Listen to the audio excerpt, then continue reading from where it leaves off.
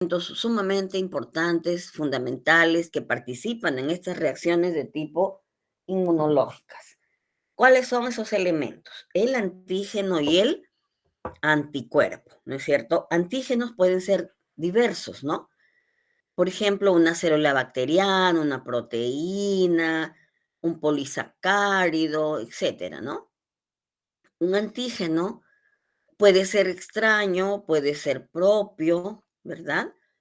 Pero lo importante es que estimule una respuesta inmune, ¿no es cierto? El antígeno tiene determinantes, como dice acá, llamados epítopos, por ejemplo, ¿no?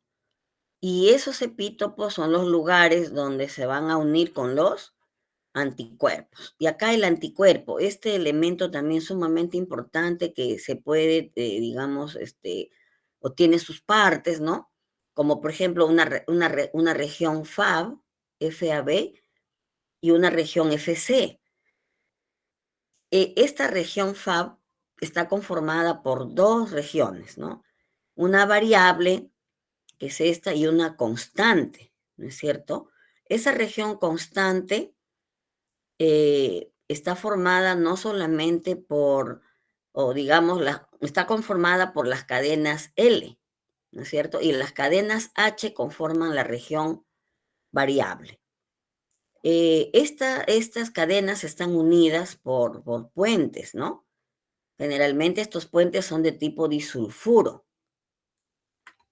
Entonces, acá también de nuevo tenemos, por ejemplo, conceptos básicos, ¿no? Como por ejemplo, que es un antígeno, que induce la respuesta inmunitaria, que provoca la formación de anticuerpos y que pueden ser de diversos tipos, ¿no?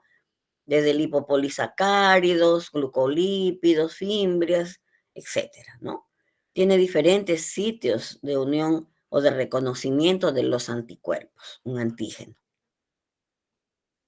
A esos lugares, ¿cómo se denominan? Determinantes antigénicos, ¿no? O epítopos, que se unen justamente con un elemento que se le conoce como paratopo, ¿no?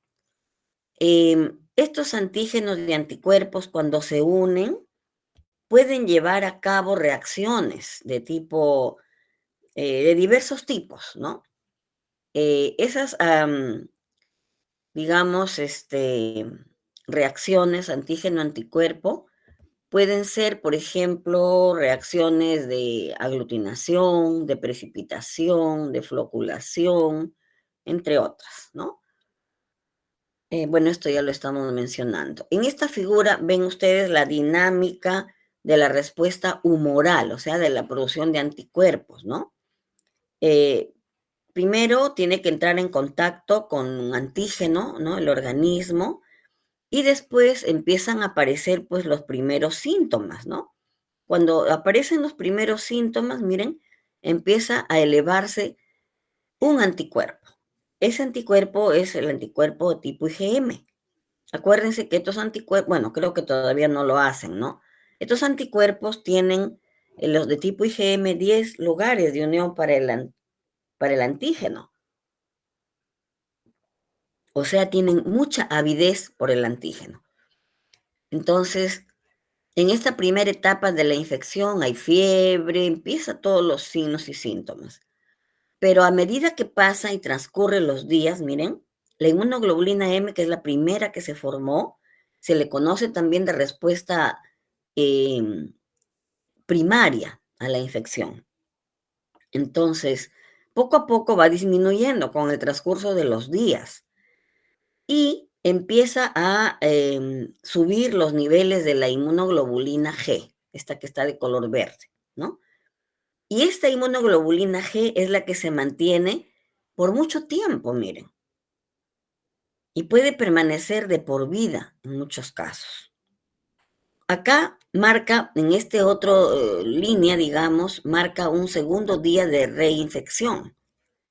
Entonces, miren, cuando ya ha habido un contacto previo con el antígeno, en este contacto secundario, diríamos, o posterior, ya la respuesta de inmunoglobulina M no es tanta, ¿no? Miren, es pequeña, poquita, perdón. Pero lo que sí vemos es una respuesta de la IgG mucho, mucho más elevada, mucho más potente, ¿no? ¿Por qué razón? Porque ya tenemos un recuerdo acá, ¿no es cierto? Un primer contacto con el antígeno y luego es fácilmente, pues, estas células productoras de esta inmunoglobulina ya van a tener menor tiempo incluso de producción del anticuerpo y mayores niveles, mayor concentración. ¿Para qué? Para hacer frente al antígeno, ¿no? Entonces ya saben, respuesta inmune primaria, IgM, respuesta inmune secundaria, incluso miren después de varios años, ni siquiera de días, ¿no? Que hay un corte. Y luego cuando hay una reinfección, otra vez aparecen tanto IgM como IgG, pero en este caso de la reinfección, ya la IgM en niveles bajos y la IgG sí prácticamente en una producción bastante alta, ¿no? Cuando hablamos de estos métodos de diagnóstico, hablamos de métodos directos y métodos indirectos. Y de los métodos directos decimos pues que son fenotípicos, genotípicos, ¿no? Y estos fenotípicos tienen que ver con la forma del cultivo, las coloraciones, ¿no? Y el genotipo con la determinación del genoma bacteriano, que puede ser ADN o ARN. Y cuando hablamos de los métodos indirectos, miren, hablamos pues de la respuesta del organismo frente al proceso infeccioso. Esa respuesta está dada por la inmunidad humoral y la inmunidad de tipo celular. Cuando hablamos de la inmunidad celular, hablamos de los linfocitos T, CD4, los T, CD8, por ejemplo, ¿no? Y en este caso, lo que nosotros vamos a ver prácticamente en este curso es este tipo de diagnóstico, método indirecto, perdón, ¿no? Tanto la inmunidad humoral como la inmunidad celular.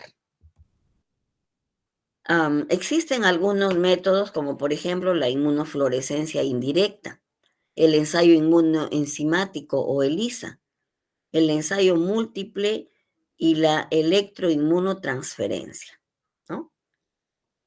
Entonces acá, ¿qué decíamos? Confirmando lo que hemos conversado hace un momento, que los métodos directos son aquellos que detectan al patógeno o aparte del patógeno. De repente sus flagelos, sus pilis, ¿no? Podrían comportarse pues como antígenos, ¿no? Y acá tenemos los anticuerpos, ¿no? Los métodos indirectos que implica pues detectar esta respuesta inmunitaria. Em, Otros métodos que también son indirectos, miren, tenemos la aglutinación porque vamos a detectar anticuerpos, la inmunocromatografía, la prueba de ELISA, la inmunofluorescencia indirecta y el Western blot. Cuando decimos una reacción de aglutinación, recordamos como prueba básica o fundamental, que nosotros siempre lo hacemos, es la reacción de los grupos sanguíneos. Esa es una clásica reacción de aglutinación. También existen otros métodos como inmunocromatográficos, pruebas de ELISA, pruebas de inmunofluorescencia indirecta.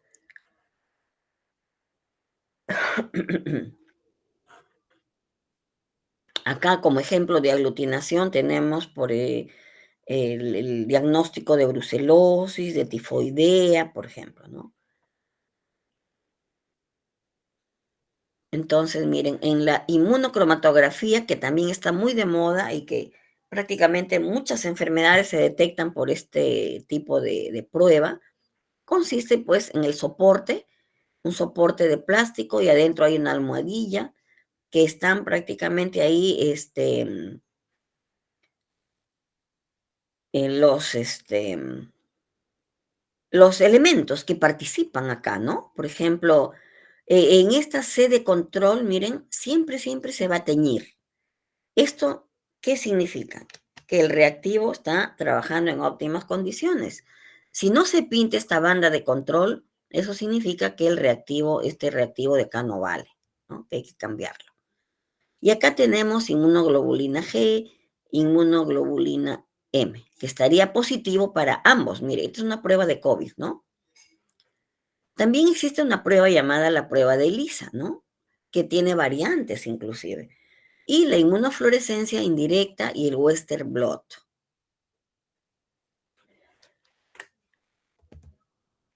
Estas técnicas de diagnóstico inmunológico nos sirven para diagnosticar enfermedades infecciosas, ¿no? Y corresponde al diagnóstico indirecto, ¿verdad? Como conclusión de esta primera parte. Ya dijimos que el diagnóstico directo es cuando uno ve al germen o aparte del germen, ¿no? O sus flagelos, sus pili, su cápsula. Pero cuando nosotros vemos el diagnóstico indirecto, em, podríamos estar, por ejemplo, detectando en el plasma o en el suero del paciente una respuesta inmunológica que es altamente específica contra el microorganismo que le dio origen, ¿no? Que le dio su formación. Y acá, bueno, tenemos unos dibujitos que señalan método directo, los de arriba, coloraciones, cultivos. Y abajo tenemos, pues, el diagnóstico indirecto, que está representado por las inmunoglobulinas, ¿no? Estas inmunoglobulinas. Y por los antígenos que se van a adherir a estos, ¿no?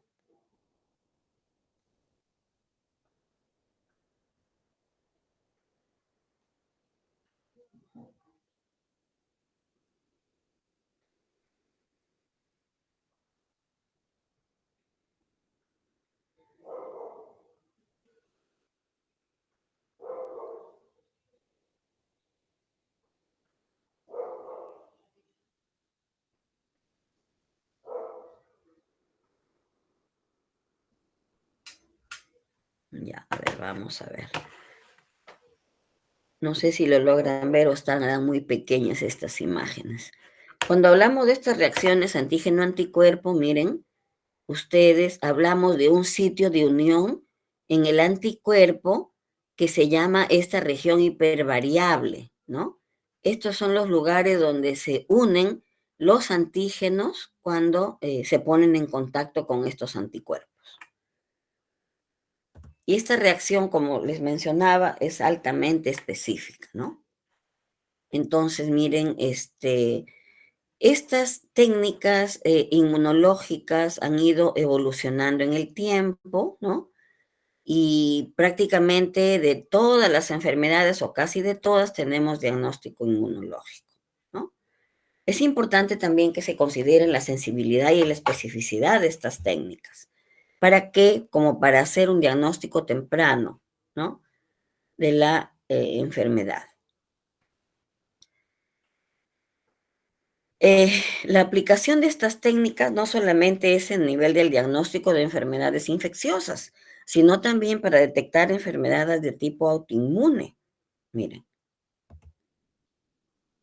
y bueno, esta reacción antígeno-anticuerpo es la reacción base de la respuesta inmune. Am, por ejemplo, acá nosotros vemos, miren, un microorganismo, un ejemplo, ¿no?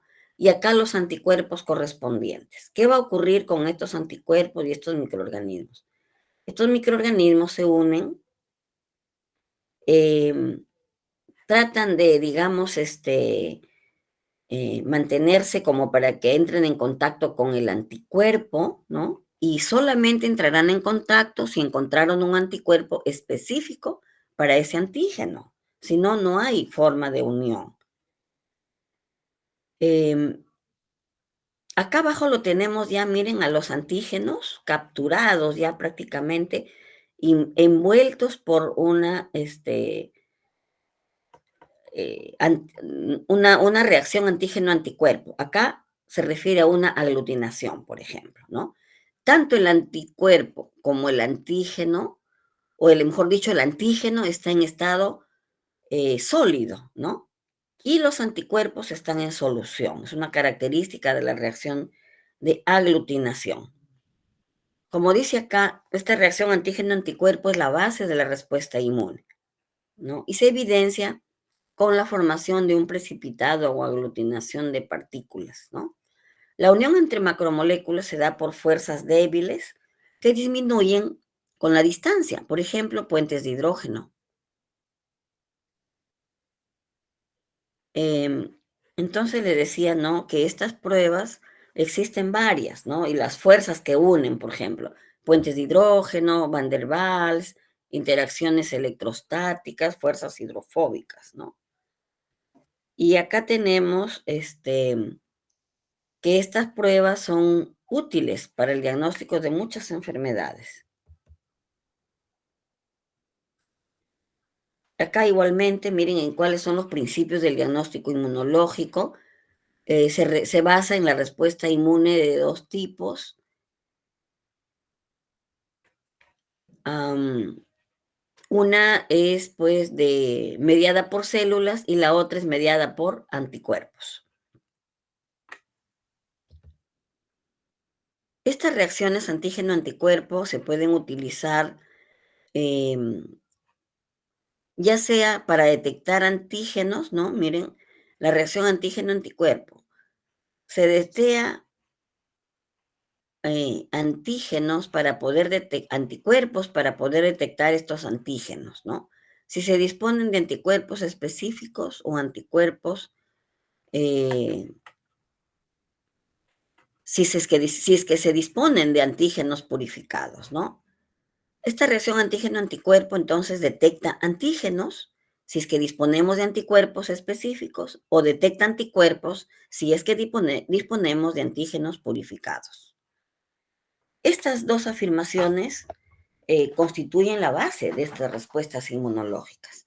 La detección de antígenos microbianos para la detección de anticuerpos sintetizados frente o en respuesta a estos anticuerpos. Si no, no se da la reacción. Tipo de pruebas inmunológicas tenemos la tipo humoral y la tipo celular, ¿no? Esta tipo humoral que tiene que ver con anticuerpos, con el complemento, y la tipo celular con la funcionalidad de fagocitos, linfocitos, producción de citoquinas, ¿no? En la respuesta humoral, miren, hay unas pruebas de unión primaria y unas pruebas de unión secundaria. ¿Qué miden las pruebas de unión primaria? Directamente la unión antígeno-anticuerpo.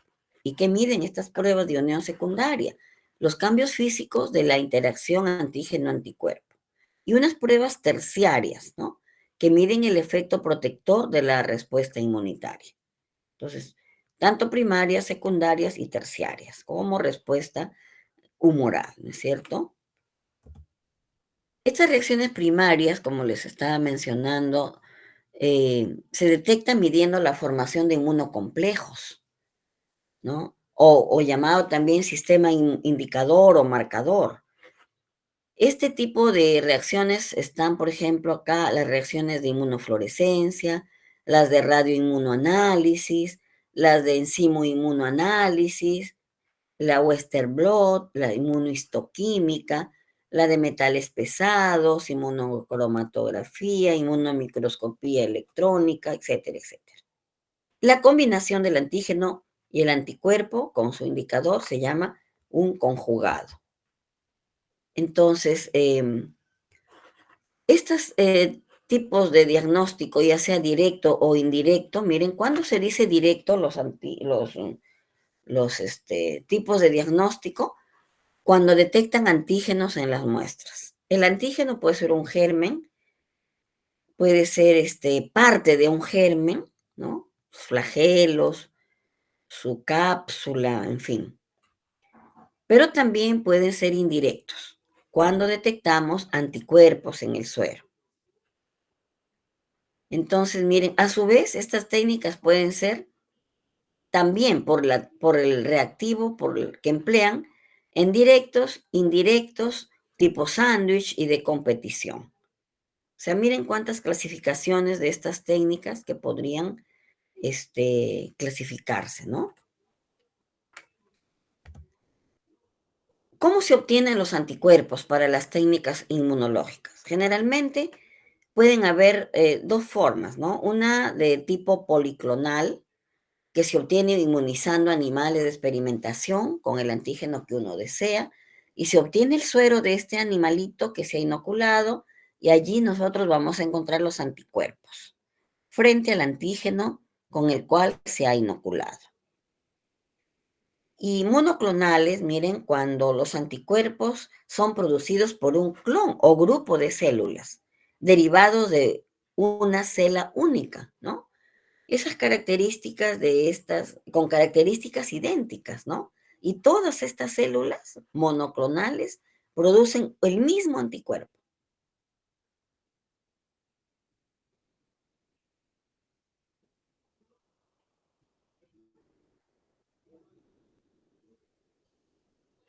A ver, entonces miren, estos anticuerpos monoclonales son los, diríamos, los que más específicos son. Además, tienen producción ilimitada y tienen alta reproducibilidad, a diferencia de los policlonales que son menos específicos. O sea, ¿qué preferiríamos nosotros tener?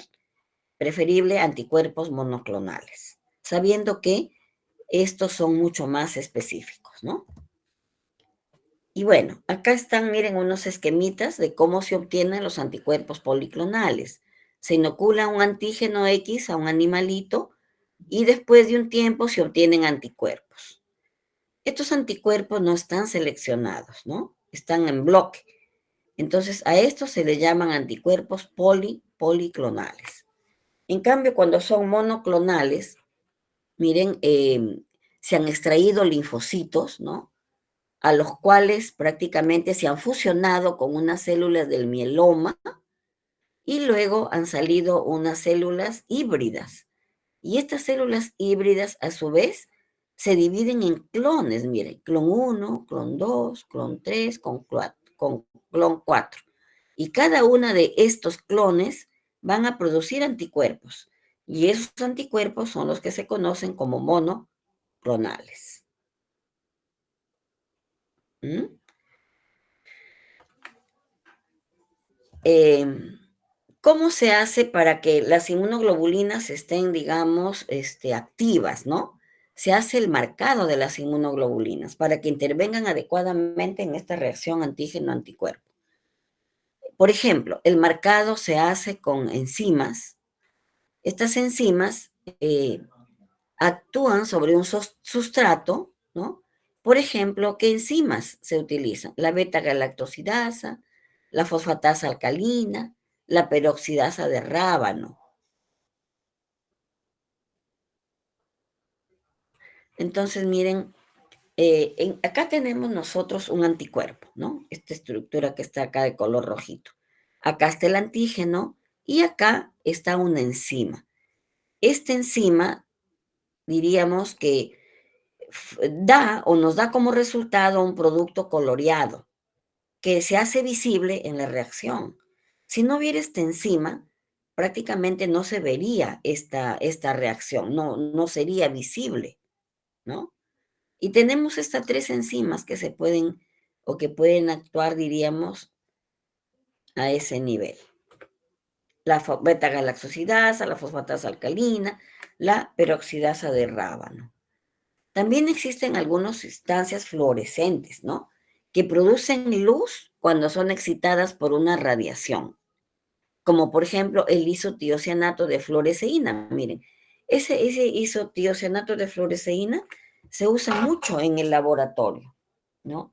Y justamente se usa porque facilita la observación. Cuando hay una unión antígeno-anticuerpo, estas células se este, hacen visibles, diríamos, a través de estas sustancias, ¿no? La más usada de todas ellas, el isotiocianato de fluoresceína. Pero también podría haber rodamina, umbeliferona, lantánidos, entre otros. Estas sustancias lumínicas que producen luz por medio de una reacción química se llama quimioluminiscencia. Y esta, por ejemplo, Es una prueba que se usa mucho cuando se quiere detectar, no sé si ustedes han escuchado, cuando usan luminol, ¿no? Cuando quieren detectar si en un ambiente hay, por ejemplo, sangre, restos, a pesar que lo han limpiado, el luminol como que aclara estas manchas, ¿no? Y las hace visibles. También pueden haber partículas inertes, así como hay sustancias lumínicas, sustancias fluorescentes, también existen sustancias o partículas inertes. ¿Qué significa esto de partículas inertes? Todos los anticuerpos se pueden fijar a través de su fragmento Fc, a la superficie de una membrana o a la partícula inerte, como puede ser partículas de látex, de gelatina, de oro coloidal. Estas partículas inertes sirven para que se adhieran los antígenos, ¿no? Y miren acá, si es que no se recubrieran, por ejemplo, con las partículas de látex, con los antígenos, como acá, miren acá, esta es como una pelotita de látex recubierta por antígenos. La idea es hacer que la reacción se haga visible. Entonces, se utilizan estas alternativas, ¿no? Soportes para los anticuerpos.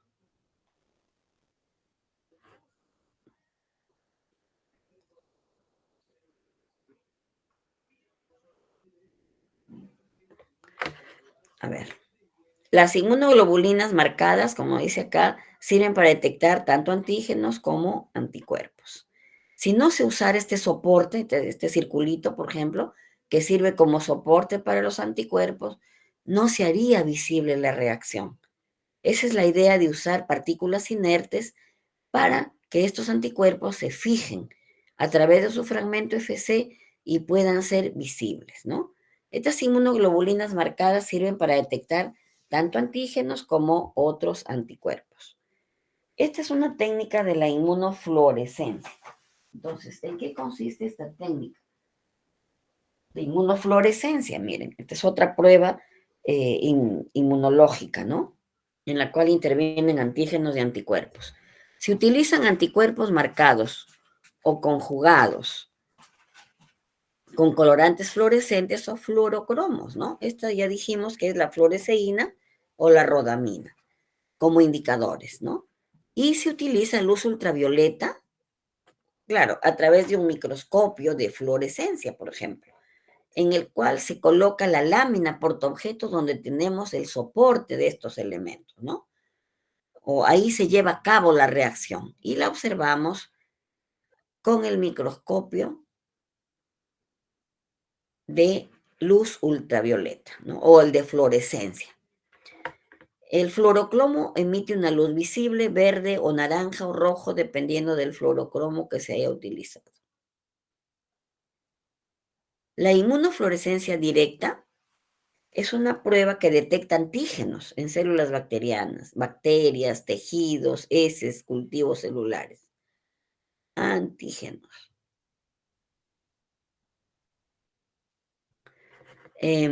Y cuando hablamos de la inmunofluorescencia indirecta, se trata pues de un conjugado antiespecie marcado con fluorocromo y detecta anticuerpos específicos. Es mucho más sensible esta prueba que la directa, miren. Se utiliza para diagnosticar diversas enfermedades infecciosas y parasitarias.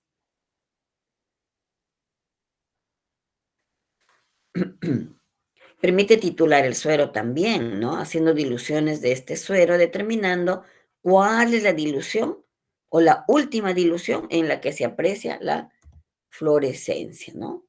Estos son esquemitas para recordar cómo es una fluorescencia directa.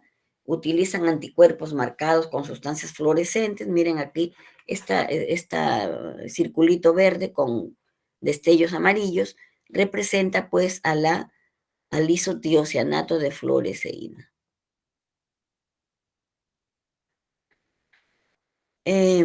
Cuando queremos visualizar, por ejemplo, am, al, a estos elementos antígeno-anticuerpo, lo hacemos con estos microscopios. Si no, no es posible utilizar, observar con microscopio común, como ustedes lo conocen, sino con un microscopio que emita una luz ultravioleta, miren, para hacer reflejar o brillar prácticamente a este microorganismo.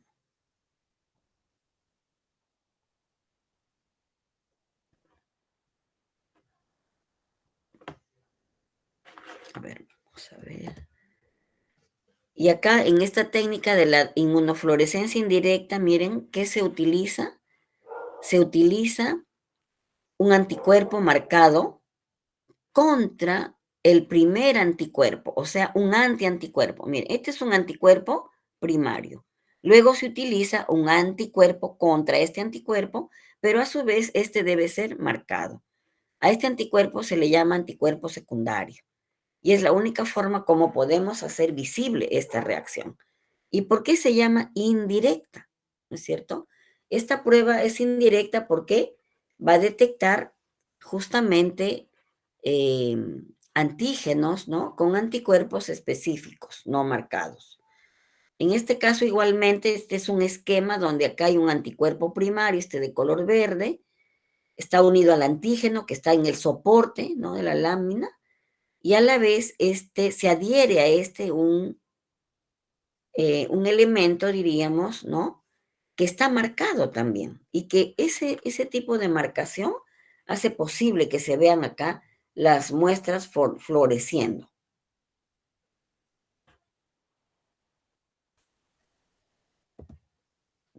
También estas pruebas de inmunofluorescencia indirecta permiten detectar el suero, haciendo diluciones del mismo y determinando cuál es la última dilución a la que se aprecia inmunofluorescencia. En este caso, miren, acá hay un ejemplo en el cual decimos, por ejemplo, tenemos acá una muestra a la cual añadimos un suero, luego incubamos, en el suero están los anticuerpos, y luego agregamos un conjugado con fluorocromo. Se enjuagan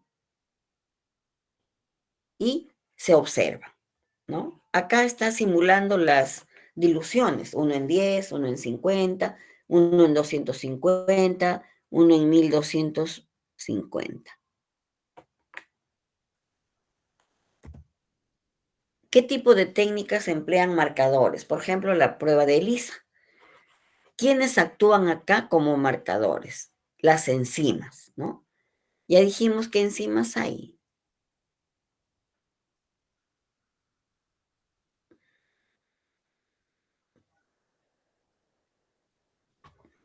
A ver, muy bien.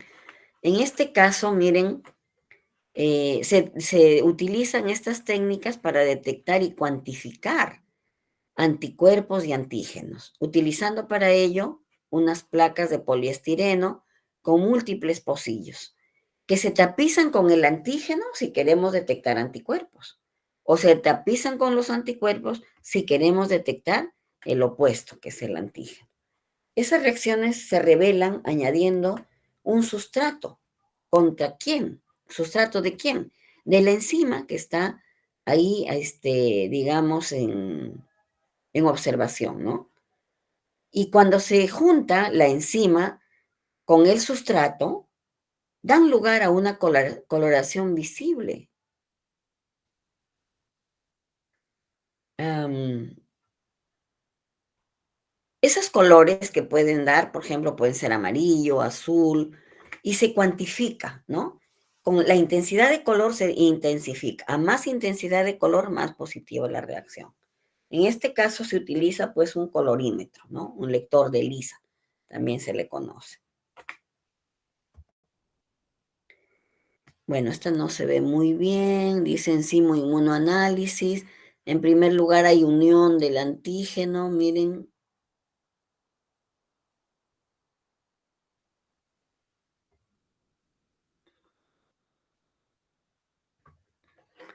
A ver. Entonces, acá, miren, estas son las placas que les decía de los pocillos, ¿no? En los cuales se hace esta prueba de ELISA. Acá tenemos, miren, un anticuerpo, anticuerpos que se unen con el antígeno, esta es una muestra de antígenos, y luego se lavan. Si está el antígeno correspondiente, se unirá, pues, ¿no? Acá a la región FAB de la inmunoglobulina.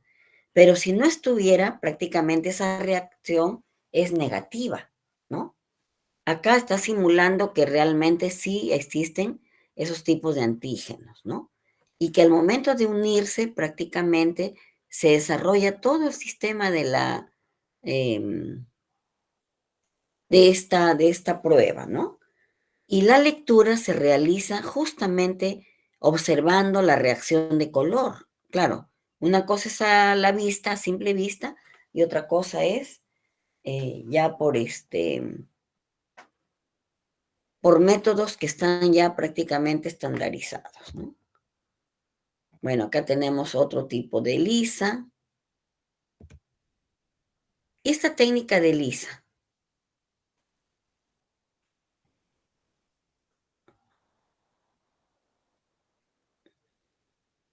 a ver, cuando nosotros decimos la técnica de ELISA, tenemos que ver prácticamente que esta es una prueba, ¿no? Que detecta antígenos o anticuerpos y que están unidos a una enzima y que es cuantificada por un espectrofotómetro, ¿no? ¿Qué ventajas tiene esta prueba?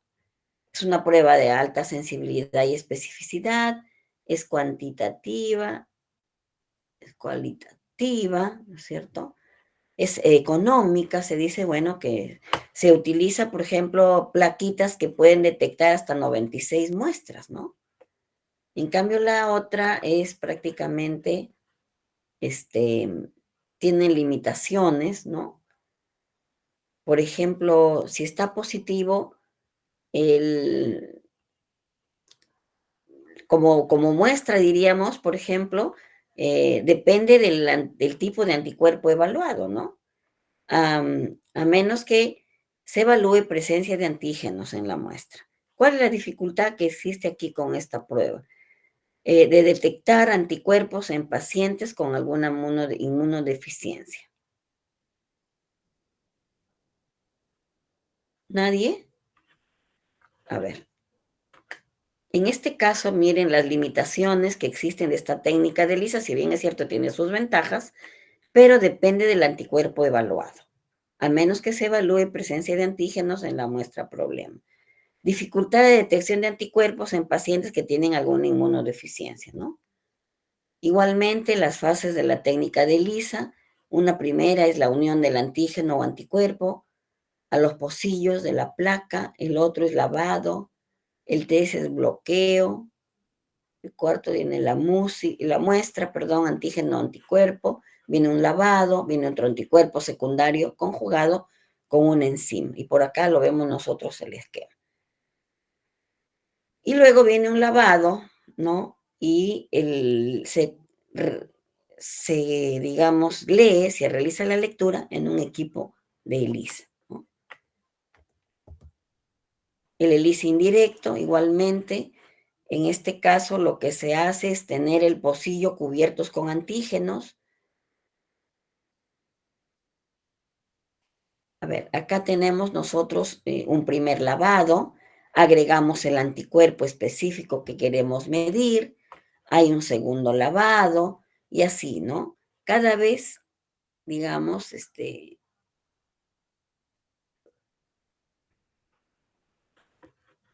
bueno, estas pruebas de ELISA se pueden usar para varias infecciones. Una de ellas, por ejemplo, el Helicobacter pylori, para VIH, ¿no? ¿Y cuándo sabemos si esta muestra está positiva? Cuando nos da esta reacción de color. Pero esta reacción de color puede variar en intensidad.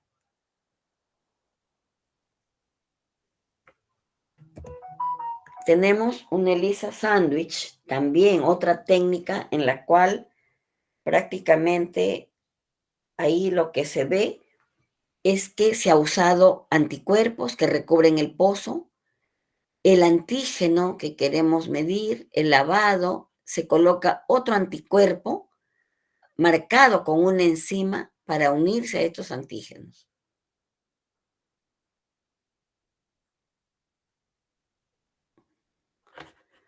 En este caso, bueno, pues se usa doble anticuerpo para detectar antígenos, como se dice acá, ¿no? Este es el sándwich, miren. El primer anticuerpo de captura, el antígeno de la muestra, es detectado a través de un conjugado anticuerpo enzima o amplificado con un conjugado dirigido contra el segundo ambiente.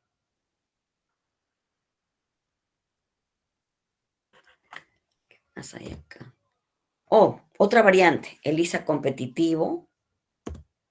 Para detectar antígenos en esta prueba de ELISA directo, se fija la placa el anticuerpo específico y ahí nosotros recién podemos buscar antígenos. Em, bueno, acá se repite la información. Para la detección de anticuerpos en el suero, problema o ELISA indirecto, se emplean placas, esas plaquitas de poliestireno de 96 pocillos, tapizadas con el antígeno.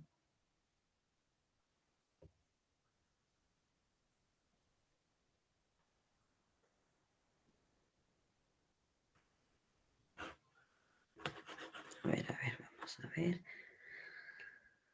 Creo que acá hay mucha información un poco definiendo lo que nosotros estamos viendo acá como esquemas, ¿no? Un ELISA sándwich, un ELISA de competición, y esta es la famosa ELISA de primera y segunda y tercera y cuarta generación que vamos a ver. Estas pruebas de ELISA, por ejemplo, se usaron hace mucho tiempo para diagnosticar VIH. En la fase de captura habían antígenos contra el VIH. Luego viene adherirse acá inmunoglobulinas anti-VIH y contra estas están estos anticuerpos.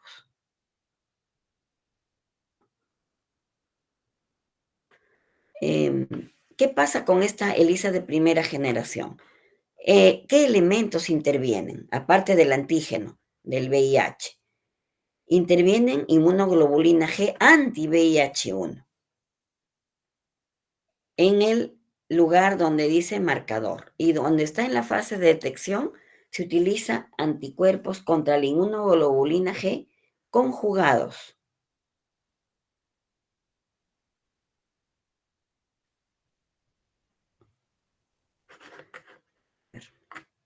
Esta reacción de color que ven acá se puede notar si es que ha habido la unión antígeno-anticuerpo. Por ejemplo, aquí empezamos uniendo antígenos, inmunoglobulinas anti-VIH, o sea, anticuerpos contra estos antígenos, y aquí anti-inmunoglobulina G, o sea, un anticuerpo contra este anticuerpo. Ya está. De segunda generación, ¿en qué lo diferencia? En que en la primera solamente utiliza los antígenos, los anticuerpos anti-IgG, el antígeno del VIH, ¿no? Pero cuando se trata de la segunda generación, ha ido ya evolucionando un poco más, ¿no? En este caso, no solamente detecta antígenos contra IgG, no también, en este caso, miren, ¿a qué se agrega a la ELISA de segunda generación? Aparte de la IgG, se agrega un antígeno que ya no es solamente el VIH1 y 2, sino se agrega una proteína conjugada. Mejora la sensibilidad del VIH1, la anterior, ¿no? De tercera generación, ¿qué diferencia? Que ya acá no solamente están los antígenos, sino también están los anticuerpos, tanto de tipo IgM como de tipo IgG.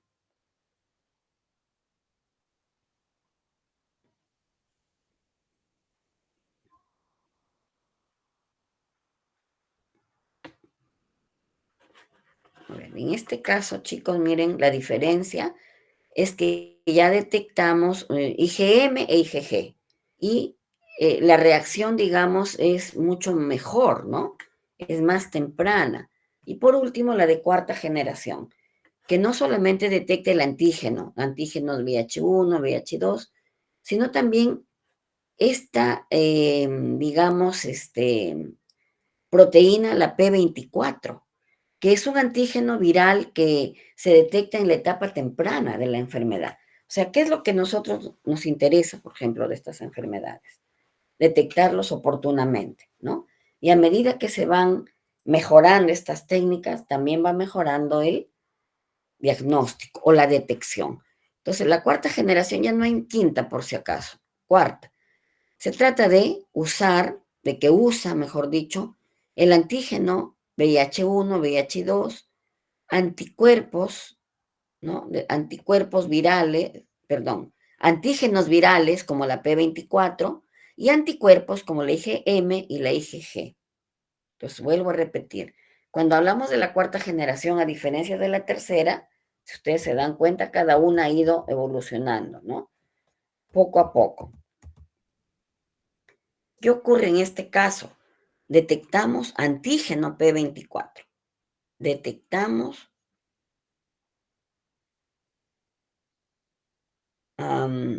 por ejemplo, acá nosotros agregamos tanto los antígenos VIH1, VIH2 y anticuerpos, como IgM, IgG, además esta partícula viral P24. De esa manera se vuelve mucho más sensible esta prueba.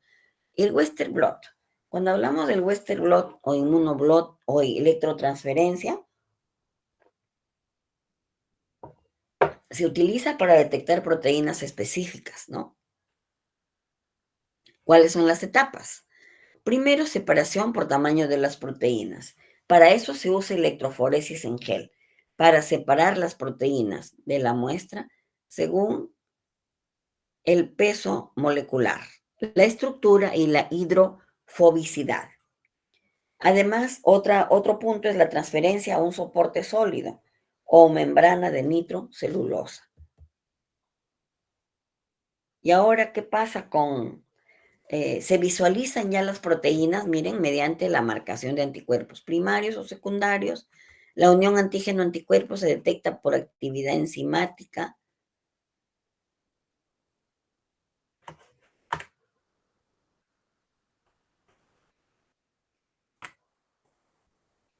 Bueno, esta técnica del Western blot es muy utilizada, sobre todo cuando se quiere hacer confirmación, es una prueba confirmatoria para VIH.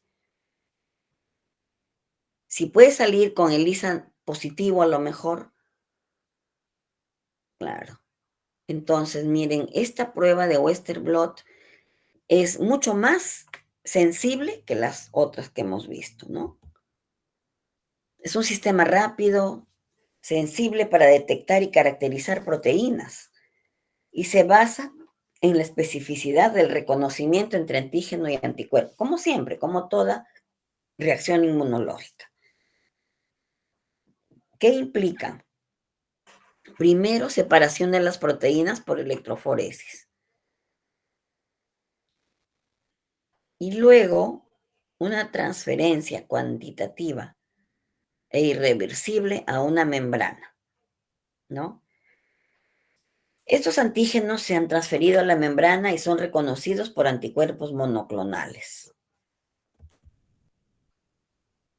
Para entender esta técnica de Western blot es necesario comprender qué es una electroforesis y en qué se basa. Las proteínas suelen tener carga neta.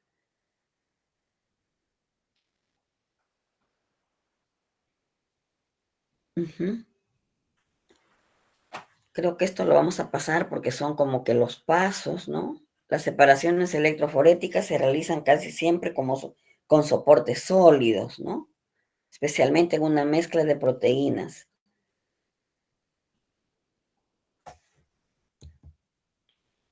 Bueno, acá tenemos los implementos de esta prueba de Western blot. Una cubeta en la cual hay un pocillo recargado, un tampón de electroforesis y lo encargo.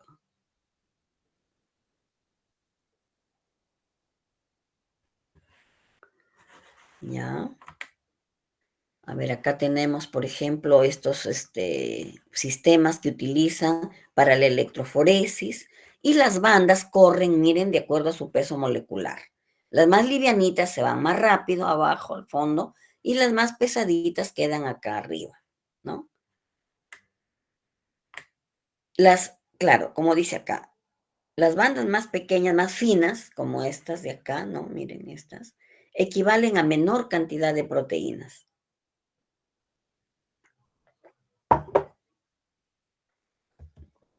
Igualmente, las secuencias del Western blot, no olviden que es una técnica combinada de electroforesis.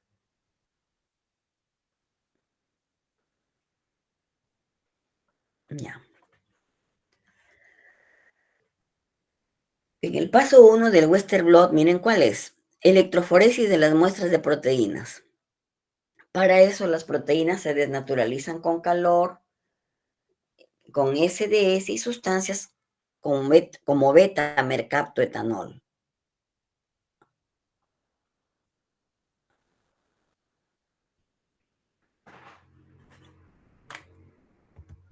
O igual cubetas de Western blot para separar las proteínas.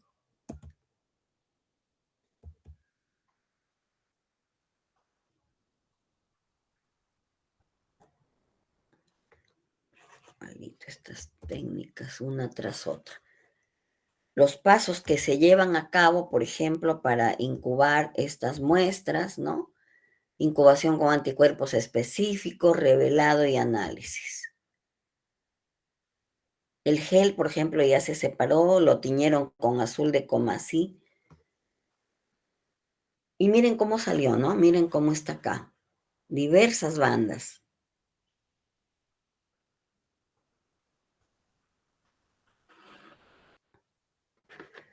Claro, entonces miren, para nosotros hacer visible estos corridos electroforéticos, como ven acá ustedes, debe colorearse, debe teñirse este gel. Y la única forma de teñirse es utilizando con azul de comasí como colorante para poder visualizarlo. Porque cuando lo sacamos recién del equipo no se ve nada.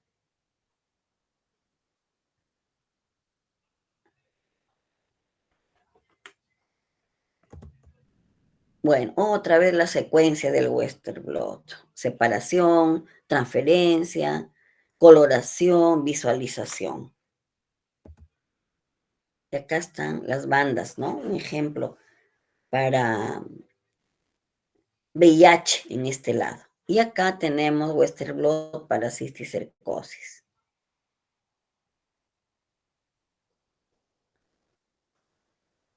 Ajá. Miren, acá en esta imagen, nosotros vemos cómo se aprecia un corrido electroforético, ¿no? Igualmente acá, miren. Pero, ¿cómo se hace, digamos, el informe o el reporte, ¿no? De toda esta prueba?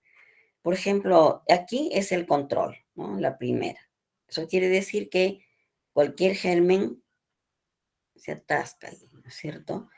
Las proteínas corren por el peso molecular. Las más livianitas son las que se van al fondo y las más pesaditas son las que se quedan más cerca, ¿no? De uno de los lados. Acá en esta figura tenemos un resultado de un Western blot, miren.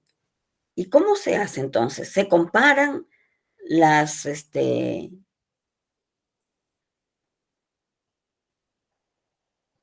en este caso, por ejemplo, nosotros tenemos toda esta cantidad de bandas, ¿no? Pero acá hay otros que son controles, ¿no? Control positivo, control negativo.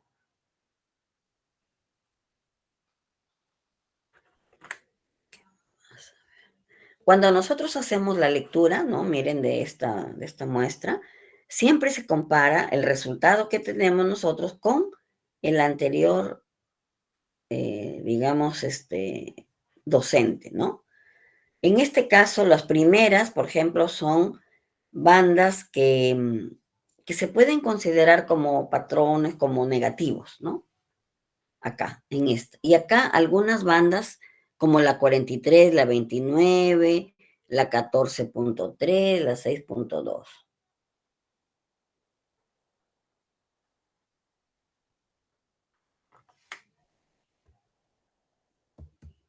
¿Qué indican, por ejemplo, estas bandas coloreadas? Indican la presencia de anticuerpos específicos, ¿no? Que se utilizan mucho en la técnica de Western blot. Y las reacciones secundarias son las más conocidas, ¿no? Dentro de ellas la precipitación, la aglutinación, la inmunodifusión, inhibición de la hemaglutinación, fijación del complemento, etcétera.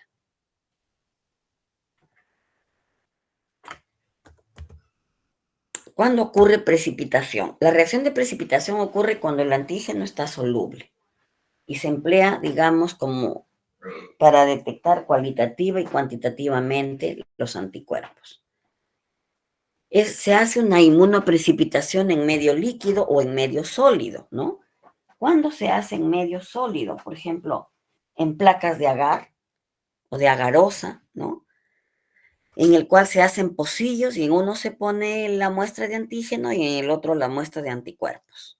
Entonces, ambos elementos, tanto el antígeno como el anticuerpo, difunden, ¿no? Y en esa difusión prácticamente eh, se está asegurando, diríamos, el proceso, ¿no? Esta inmunodifusión en placa, por ejemplo, se le llama, bueno, ¿cómo se llama esta prueba? Ahora lo vamos a ver. Ahora tenemos nosotros dos cosas que podrían considerarse. Una, el efecto prosona. ¿Qué significa este efecto prosona? Significa que no hay ninguna reacción cuando se hacen diluciones bajas. Pero si las diluciones son altas, por ejemplo, y, y no hay reacción, tendría que probar con unas, eh, digamos, cuando hay una reacción inmunitaria y efecto prosona, no vemos reacción. Pareciera que fuera negativo.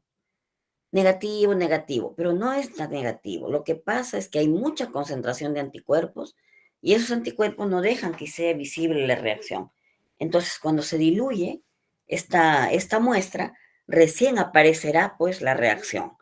A ese efecto que aparentemente sale negativo, pero se debe al efecto prosona, o sea, a niveles altos de anticuerpos.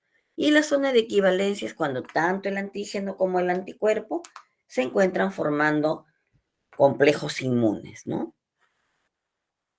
Macromoléculas insolubles, etcétera.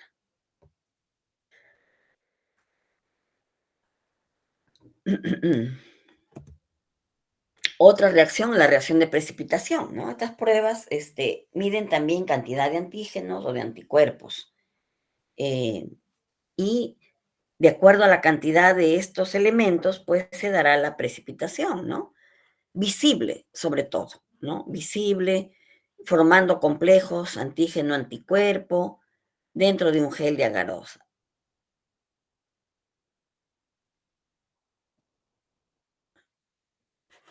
En este caso, por ejemplo, miren, hay una precipitación llamada de doble difusión o la precipitación de Outerloni o la contrainmunoelectroforesis, por ejemplo, y tienen, digamos, diversas aplicaciones, ¿no? Pero lo importante es que cuando se dice precipitación, en la unión antígeno y anticuerpo forman bandas de precipitados. En este caso, miren, es una precipitación, pero en un tubo, diríamos, ¿no?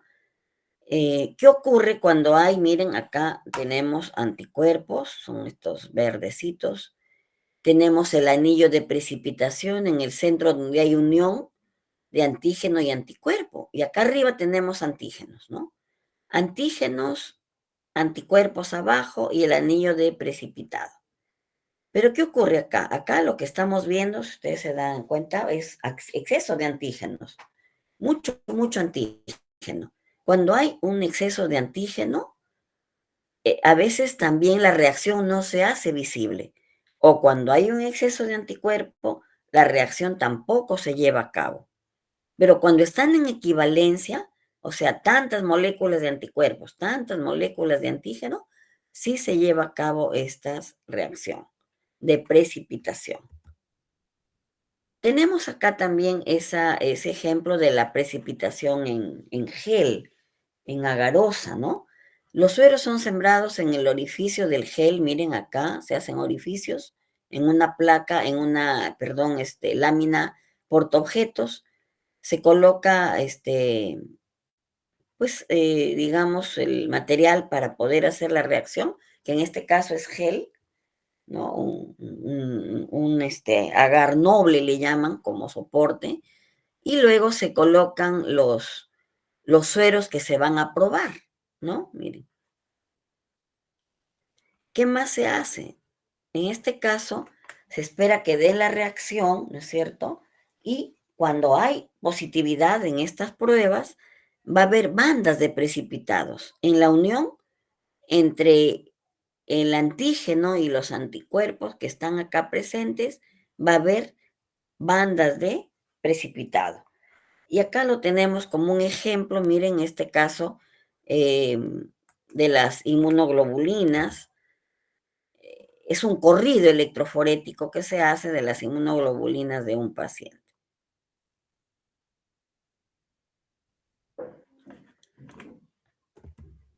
En este caso, igualmente, miren, este es un precipitado antígeno-anticuerpo. Zona de exceso de anticuerpos, no se ve la reacción.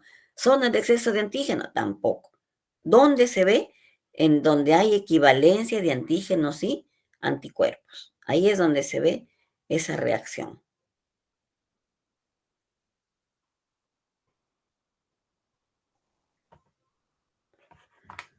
A ver, ese es. Y la aglutinación es otra reacción antígeno-anticuerpo. En el caso de la aglutinación es una, digamos, unión antígeno-anticuerpo que se visualiza como formación de grumos, de aglutinados, de agregados, ¿no? Entonces, esta reacción antígeno-anticuerpo se basa también en algo parecido a lo que ha sido la reacción de precipitación.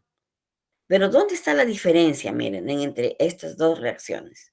En que la reacción de precipitación tiene, por ejemplo, el antígeno soluble. En cambio, en la reacción de aglutinación, el antígeno está en forme, como se le llama, ¿no? Em, ¿Qué ocurre, por ejemplo, si en esta reacción de aglutinación, ¿no? De precipitación, el antígeno no tiene las características debidas? Entonces la reacción no se lleva a cabo. Si decimos de precipitación, el antígeno y el anticuerpo están en solución. Si dicen reacciones de aglutinación, en este caso, pues,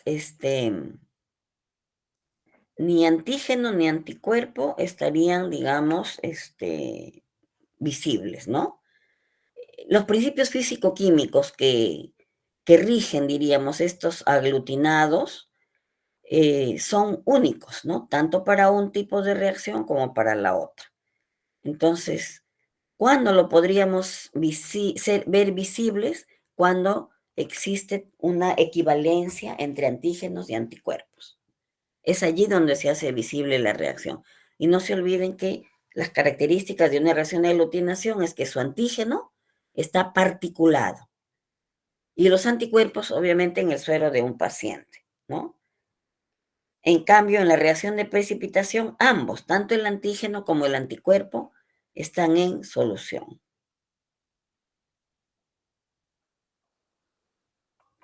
A ver qué más acá.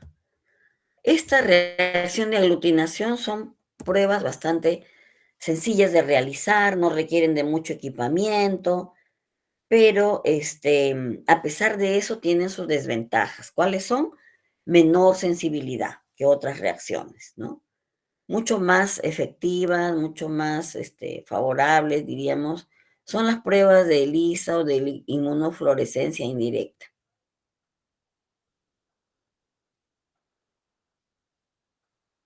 Em, Otra desventaja es que dependen de factores físico-químicos, ¿no? Concentración de electrolitos, pH, temperatura.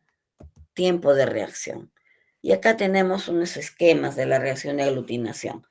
Acá abajo, miren, es una reacción de aglutinación visible en una lámina. En este caso, las pruebas de aglutinación, por ejemplo, se utilizan anticuerpos adheridos por la región FC a partículas grandes de látex. Ah, esta es otra cosa. Para hacer visible la reacción también, como hace rato decíamos, se unen a partículas de látex, ¿no? Porque así solos, si estuvieran solos, sin partículas de látex, sería difícil visualizar la reacción. Entonces, ¿cómo lo visualizamos? Agregándole, añadiéndole, tapizándolo de partículas de látex.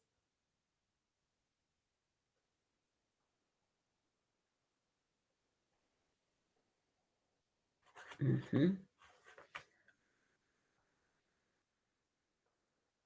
Para hacer visible esta reacción, no se olviden agregar el anticuerpo a las partículas de látex. Una vez que están los anticuerpos con las partículas de látex, se une el antígeno y la reacción se hace visible.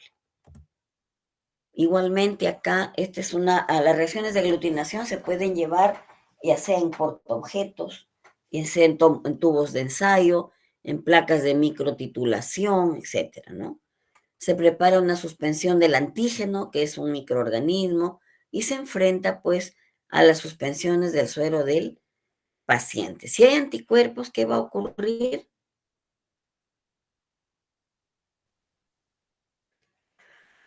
Bueno, en este caso lo que indica esta figura es que los anticuerpos se titulan, o sea, se miden en qué concentración están, ¿no?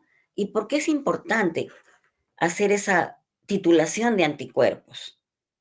Porque me va a permitir ver hasta qué nivel de anticuerpos tiene mi paciente, ¿no? Si no se hacen diluciones, si solamente se pone, pues, el reactivo ahí y le pones, simplemente una gotita del reactivo, una gotita de la muestra. Prácticamente esa es una muestra o una prueba cualitativa. Pero si queremos hacerlo cuantitativa o semi-cuantitativa, sería necesario hacer estas diluciones.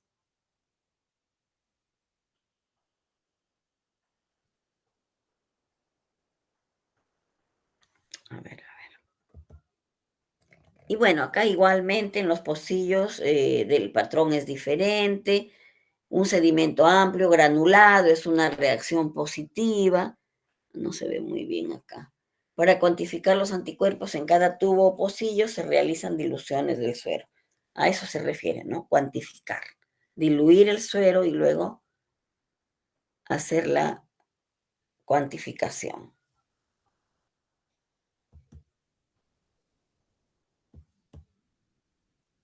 Bueno, creo que acá el concepto de título, ¿no? El título sérico.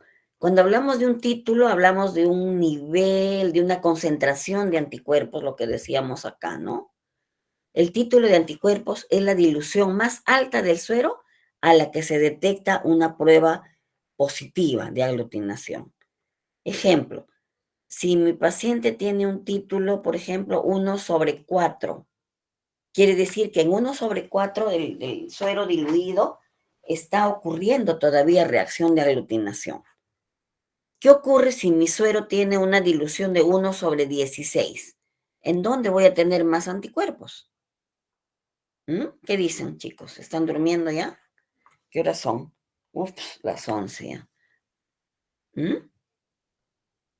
¿En cuál tendría más anticuerpos? ¿En la 1/16 o en la 1/4, por ejemplo? ¿Mm? Hola, ¿están presentes, chicos? Uy, se me durmieron. ¿Qué pasó? Ay, están viendo, ya. Y dije, ya nos dormimos todos acá. Bueno, entonces les decía, a ver, ¿en cuál hay más anticuerpos? ¿En la que tiene menos o más dilución del suero?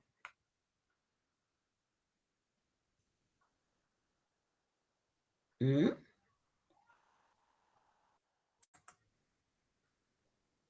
A ver, ¿qué nos dice Aldo Edison Rodríguez?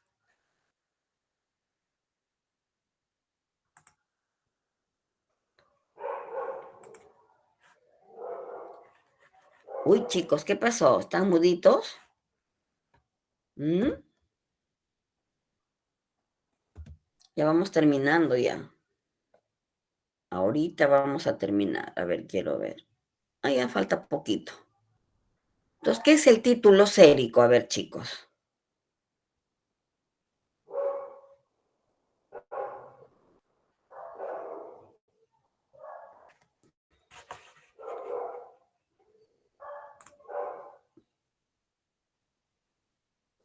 Ana Teresa Ramírez,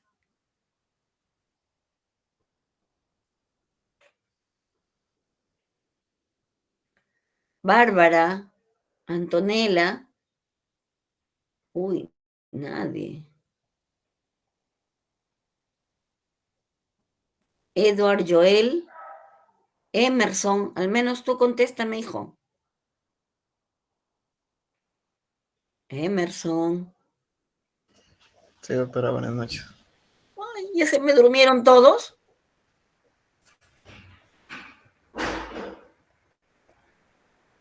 ¿Qué pasó, chicos? ¿Me escucha, doctora? Sí, claro, claro, te escucho.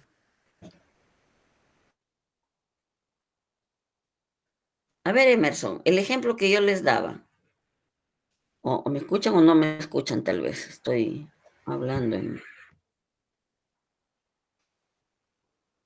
¿En cuál de los dos habría más concentración de anticuerpos? ¿En el más diluido o en el menos diluido? Menos diluido, creo. Ajá, a ver, si yo tengo una dilución uno sobre 10, a ver, vamos a ver, uno sobre 10, y tengo una dilución uno sobre 100, ¿en cuál de los dos hay más anticuerpos? ¿En uno En sobre uno 100 sobre o uno 10. sobre 10? 1/10. No, en el otro, en uno sobre 100. Por eso yo quería que me entiendan eso. O sea, mientras más diluido el suero, ¿qué significa eso? Que la reacción positiva me va a dar estando con mi suero diluido. Entonces, a más dilución del suero, más anticuerpos. No sé si me dejo entender esa parte. Más dilución del suero, más anticuerpos. ¿Me escuchan? Sí, Hola. doctora. Ya, listo. Entonces, a más anticuerpos, menos dilución del suero. O sea, es a la inversa, ¿no? Más dilución del suero, más anticuerpos. Menos dilución del suero, menos anticuerpos. Si yo tengo una dilución uno sobre 4 y una dilución uno sobre 16, ¿cuál está más diluido? ¿Mm? ¿La uno sobre 4 o la uno sobre 16? ¿Cuál está más diluido? 1/16. Claro, uno sobre 16. ¿Y qué significa eso? Que mi paciente tiene más anticuerpos cuando tiene uno sobre 16 que cuando tiene uno sobre 4. ¿De acuerdo? ¿Quedó claro eso? Ya, entonces miren, seguimos para terminar ahorita nomás, 5 minutos creo. Cuando hablamos de concepto de título sérico, hablamos de la cantidad de los anticuerpos que tiene un suero de un paciente. Para eso se debe hacer diluciones del suero y determinar, como dice acá, la máxima dilución del suero a la cual da positiva la reacción por la prueba evaluada.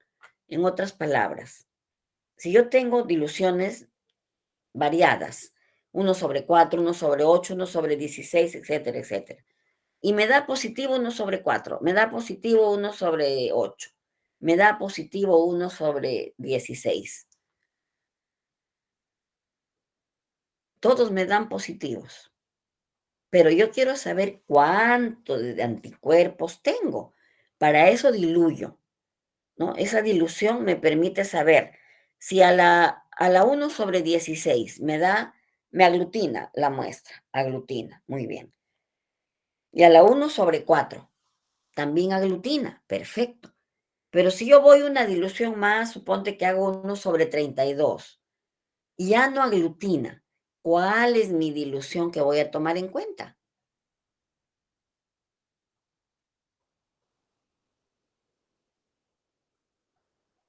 Ajá, no hay quien conteste, chicos.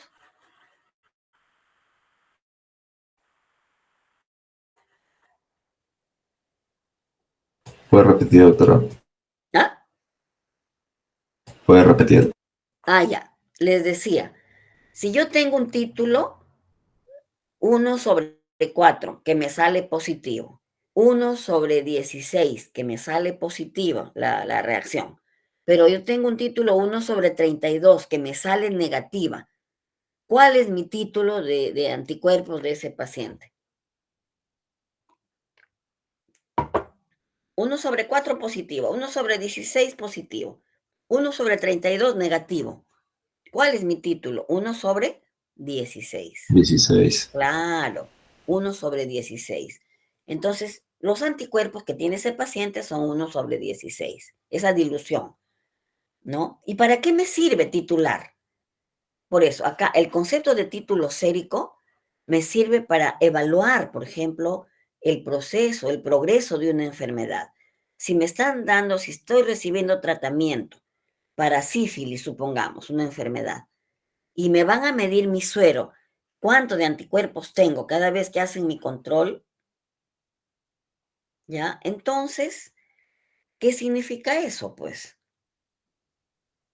que me sirve para ver los cambios que da que tiene la concentración de anticuerpos en mi organismo, ¿no? En el organismo. Supongamos que mis anticuerpos ya están bajando, pasó medio año de la enfermedad, muy bien. Ya no estoy sobre 1/16. Ya mi aglutinación, mi reacción positiva me da en 1/8. ¿Qué significa? Que fue mejorando. La dilución de 1/16 ya bajó, ahora es 1/8, ¿verdad? Eso implica que mi organismo o el paciente está mejorando. Para eso se utiliza el título sérico. También, miren, es importante el punto de corte, ¿no? El punto de corte, eh, como dice acá, los individuos cuyos valores sean mayores al establecido por el punto de corte serán positivos y los que sean inferiores serán negativos. El famoso punto de corte. La sensibilidad y especificidad de las técnicas también es importante tenerlo en cuenta, ¿no? ¿Qué significa sensibilidad? La capacidad de un método para detectar positivos a los que realmente están enfermos. Y especificidad, lo mismo, pero para captar negativos, ¿no es cierto? Y ya, nuevamente, la insistencia de saber el concepto de un título, miren. Acá está un ejemplo. El efecto prosona, acá, no aglutina. Al cuarto aglutina, al octavo, al 32, al 64 ya no hay. ¿Cuál es el título? 1/32. Hace como el ejemplo que les puse hace un rato. Y por último, esta prueba, la quimioluminiscencia o CLIA, ¿no? Es un fenómeno por el cual ciertas sustancias o reacciones químicas este, libera o se detecta la energía liberada, que es emitida en forma de calor, o no solo en forma de calor, sino también en forma de luz, energía lumínica. La quimioluminiscencia es un fenómeno que se produce cuando hay una reacción. En una reacción química, los electrones saltan de las capas más altas de los átomos a las más bajas.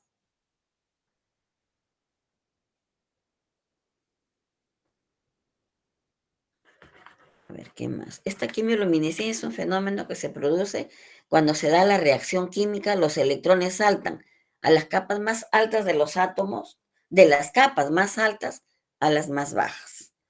Es la emisión de radiación electromagnética, normalmente en la región visible o infrarrojo cercano. Esta propiedad que tienen algunas sustancias químicas para emitir luz se aprovechan justamente en medicina. Por ejemplo, para detectar sustancias químicas en biopsias de tejidos. Miren, la ventaja de CLIA es un aumento de sensibilidad.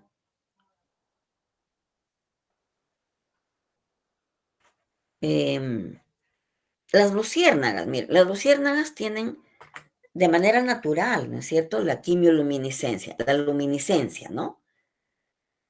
En la oscuridad estas luciérnagas emiten luz.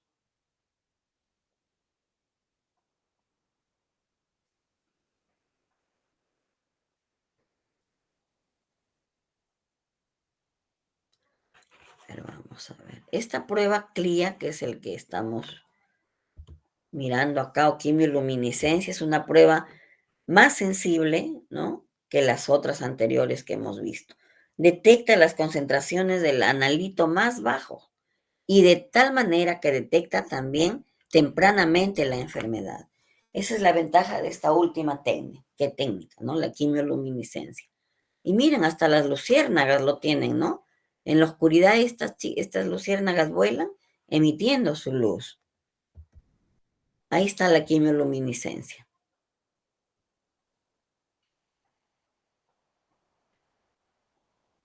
Entonces, miren, ¿qué sustancias reaccionan para producir luz? Las sustancias que reaccionan para producir luz son el peróxido de hidrógeno o el agua oxigenada y el luminol, ya que al hacer esta combinación lo que sucede es que uno o más electrones se transfieren entre los reactivos, por lo que genera energía lumínica.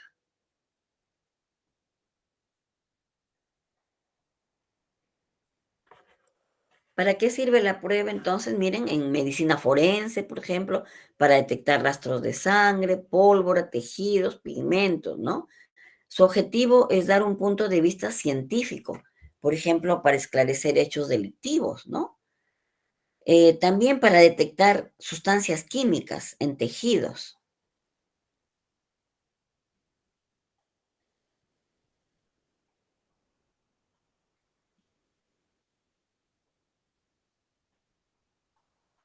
Bueno, creo que aquí nomás nos vamos a quedar. Esta es la famosa quimioluminiscencia, la producción de luz a partir de dos compuestos químicos que reaccionan para formar un intermediario en estado excitado de alta energía.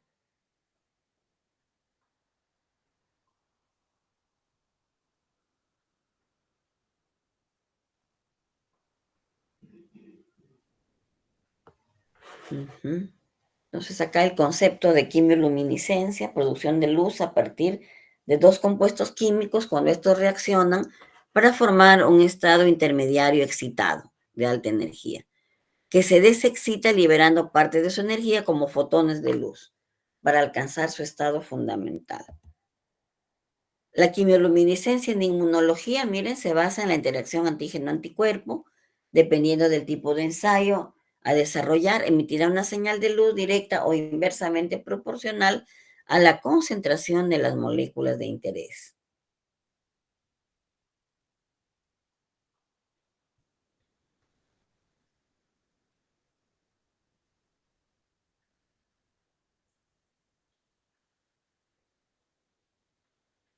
A ver, ya, creo que ahí nomás lo vamos a dejar. Hay luminómetros. La inmunocromatografía también es otra prueba inmunológica para detectar antígeno-anticuerpo por acumulación de oro coloidal.